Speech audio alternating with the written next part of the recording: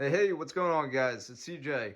Alright, I just installed my Vissani 30-inch range hood, and there's a lot of people that do not know how to change these light bulbs. It's really not that difficult, guys.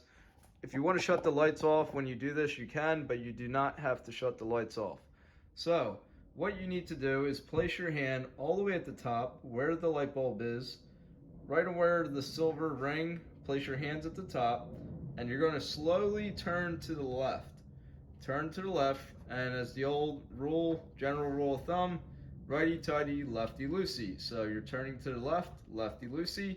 Let it fall down slowly into your hand, and that is how you remove it. If you want to put it back up, place it back up the same way you pulled it out.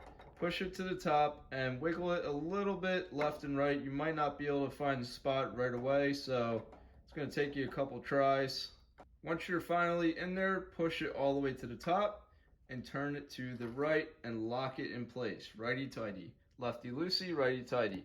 Okay, so what kind of bulbs are these? Where can you find them? You can buy them at Home Depot or Lowe's or Amazon.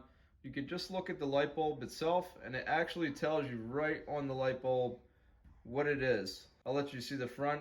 That's what it looks like. Okay, and this is a highlight light bulb. It's an HLED GU10-3W. That is the model number. I'll put the link in the description for where you can get this light bulb on Amazon. But that is how you replace your light bulbs in your Vissani 30-inch range hood. And believe it or not, you can do the same thing for any range hood that has these flood-looking lights. You know, floodlights are not floodlights, but that's what basically they are. They're like floodlights. So lefty-loosey, righty-tighty. That's all it is, guys. Like, subscribe, and comment, and I'll see you in the next one. Peace!